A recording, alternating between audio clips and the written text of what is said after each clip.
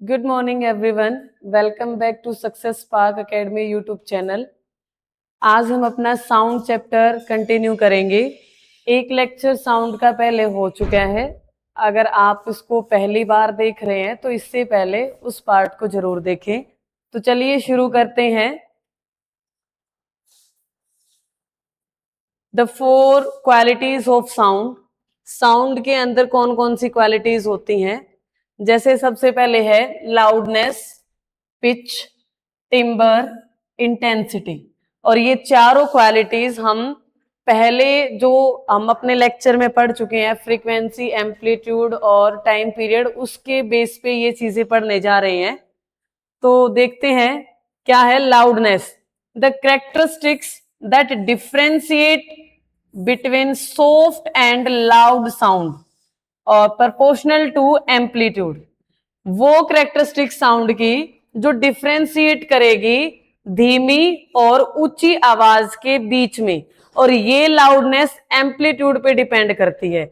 यानी अगर एम्पलीट्यूड ज्यादा है तो लाउडनेस ज्यादा होगी, एम्पलीट्यूड कम है तो लाउड कम होगी, आवाज धीमी होगी। Next is pitch. The shrillness और depth of a voice determined entirely by the frequency of a vibration.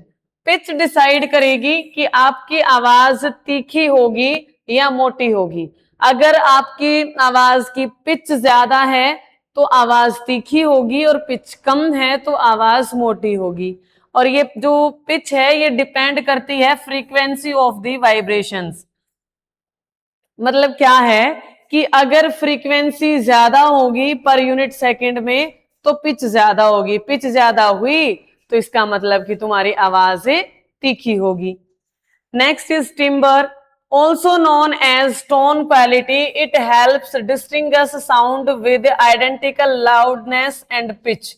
Same loudness, same pitch होते हुए भी हम आवाज को कैसे डिफ्रेंशिएट कर पाते हैं कि ये उस एनिमल की साउंड है, ये उस बर्ड की साउंड है, वो हमें टिम्बर के जो क्वालिटी है वो डिसाइड करने में हेल्प करती है। Next is intensity, the total energy carried by sound wave per second per unit second through one unit area of space. कि एक यूनिट एरिया में एक सेकंड में उस साउंड ने कितनी एनर्जी कैरी की है, वो है इंटेंसिटी। क्या बताया?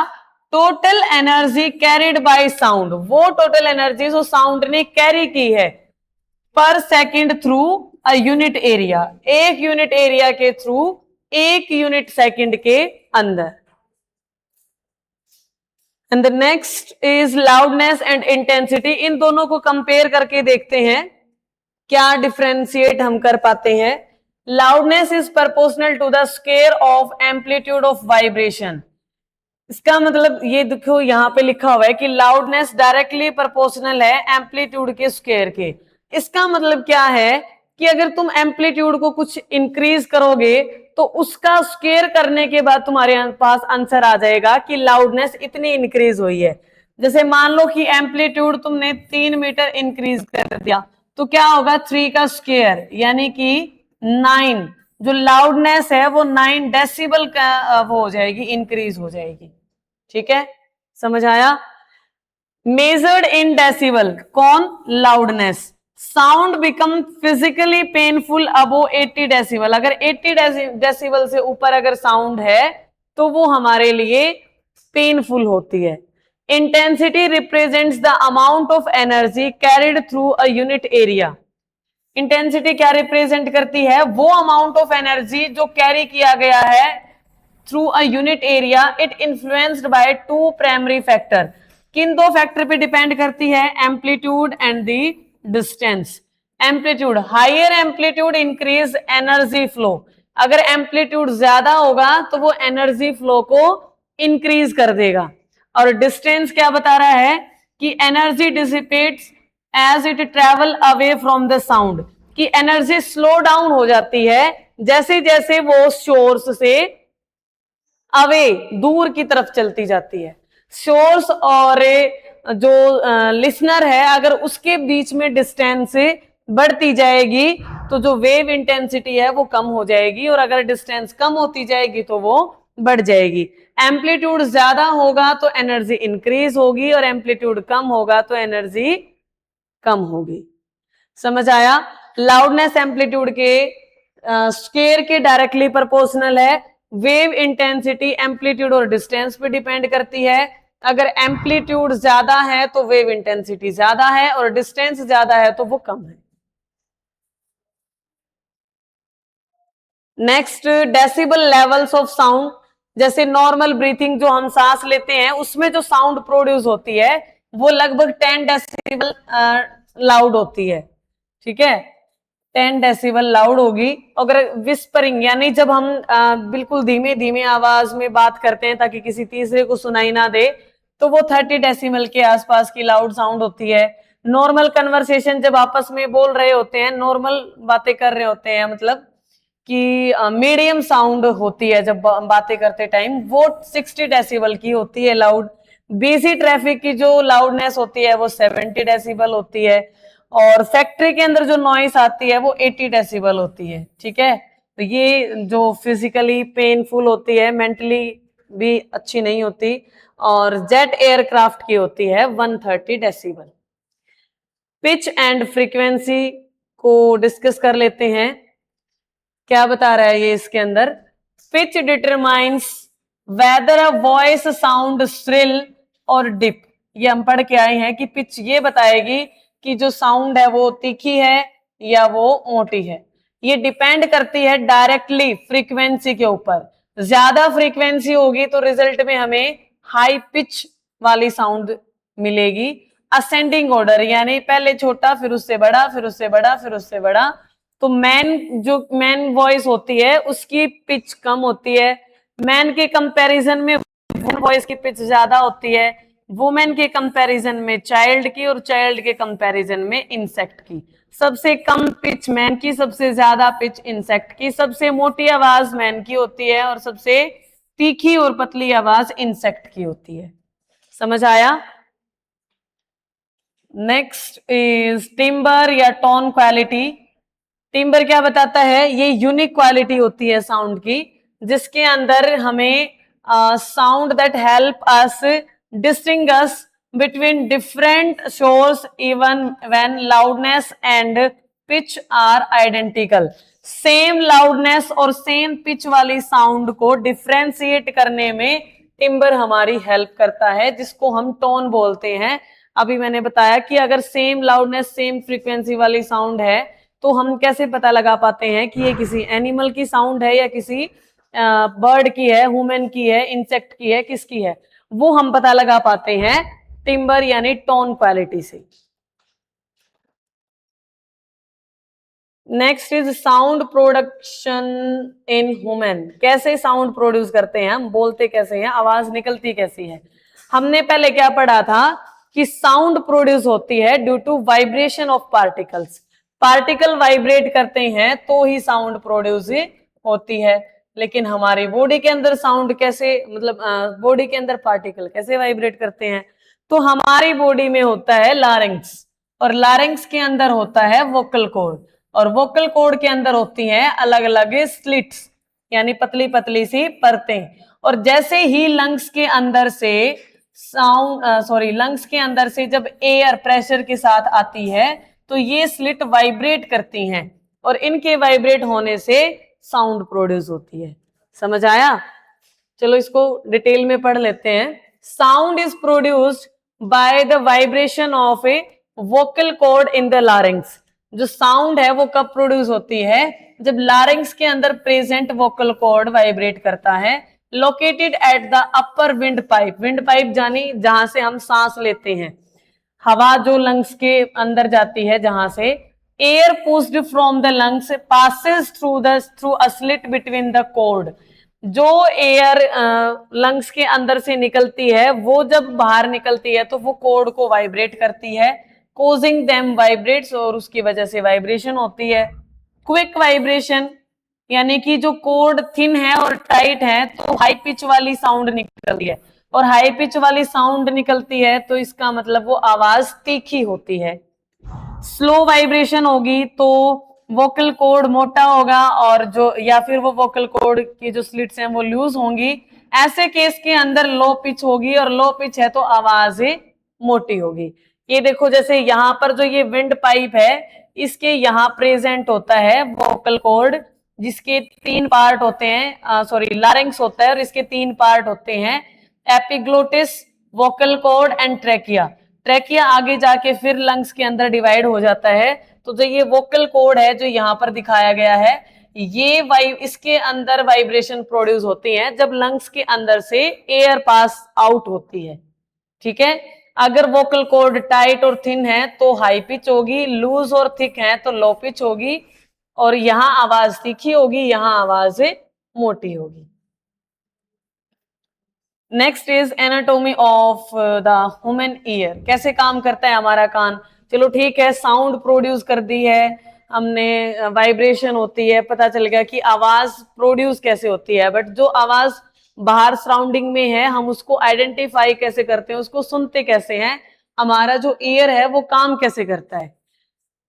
The ear is complex organ divided into 3 main regions that work together to interpret pressure wave as meaningful sound। हमारे जो कान के 3 पार्ट, हमारे कान को 3 अलग अलग पार्ट में डिवाइड किया गया है। जो ये तुम्हें ऑरेंज कलर का दिखाई दे रहा है ये है आउटर ईयर, जो ये पर्पल कलर का दिखाई दे रहा है ये है मिडल ईयर, और जो ये ब्लू और येलो वाला दिखाई दे रहा है ये है इनर ईयर। ये हमारे ईयर के 3 अलग अलग पार्ट हैं। ठीक है, आउटर ईयर के अंदर क्या क्या आता है? Pinna and ear canal. Pinna क्या होता है? जो बाहर हमें हिस्सा दिखाई देता है हमारे कान का उसको पिन्ना बोलते हैं, और जो ये अंदर की तुम्हें ये ऐसी गुफा सी दिखाई दे रही है ये होती है canal, ear canal.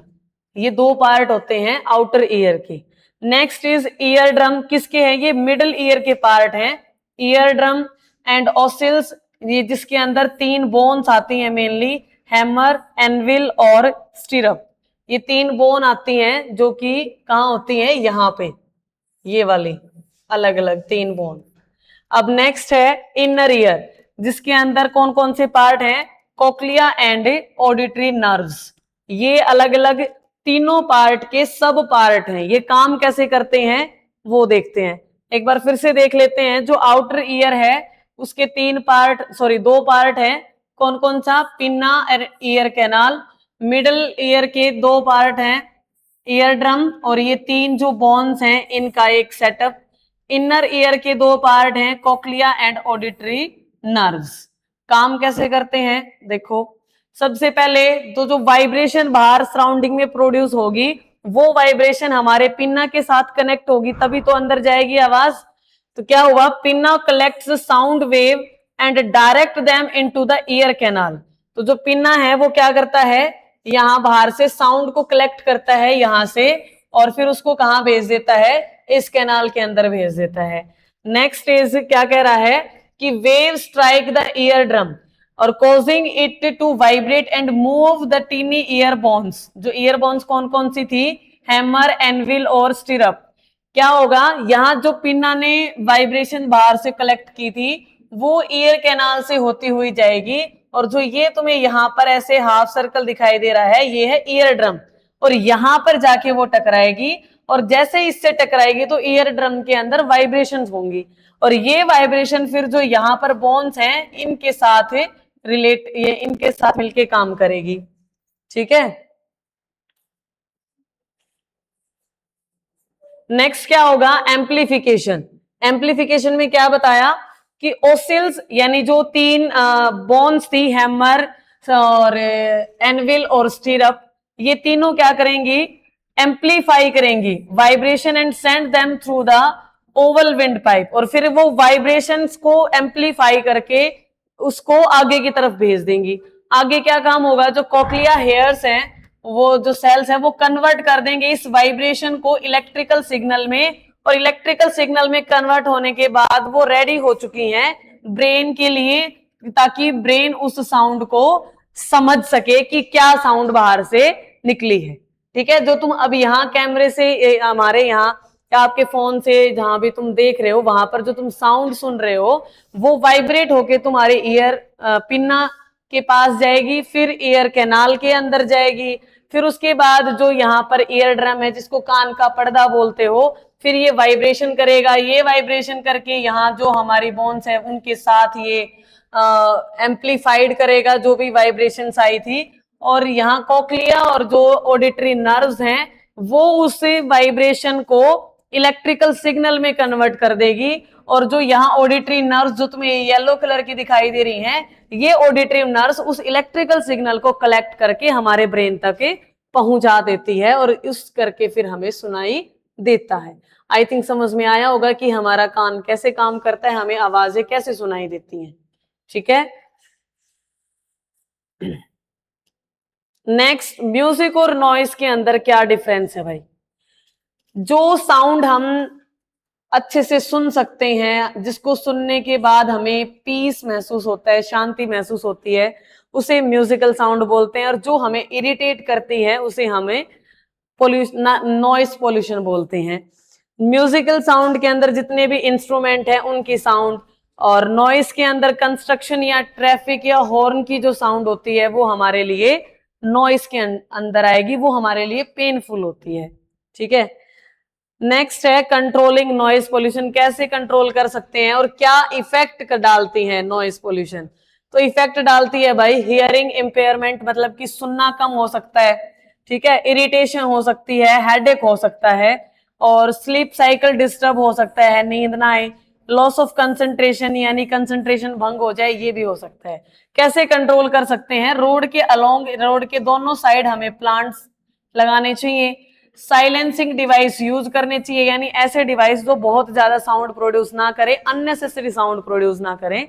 Locating industries away from homes, industry जितनी भी हैं कोशिश की जानी चाहिए जहां पर कम्युनिटी या जहां पर लोग रहते हैं उससे दूर जानी चाहिए, उससे दूर बनानी चाहिए। मेंटेनिंग लो म्यूजिक वॉल्यूम, बहुत ज्यादा वॉल्यूम के अंदर कभी भी कोई भी काम नहीं करना चाहिए, म्यूजिक बहुत ज्यादा लाउड नहीं चलाने चाहिए। ये कुछ कंडीशंस हैं या कुछ रूल्स हैं जिनको हम ओबे करके हमारे नॉइस पोल्यूशन को कंट्रोल कर सकते हैं, और ये इफेक्ट हैं जो नॉइस पोल्यूशन के होते हैं। ठीक है, तो हमारा जो साउंड चैप्टर है वो यहाँ कंप्लीट होता है। कल हम इनसे रिलेटेड कुछ क्वेश्चंस प्रैक्टिस करेंगे। आज के लिए इतना ही। Thank you so much.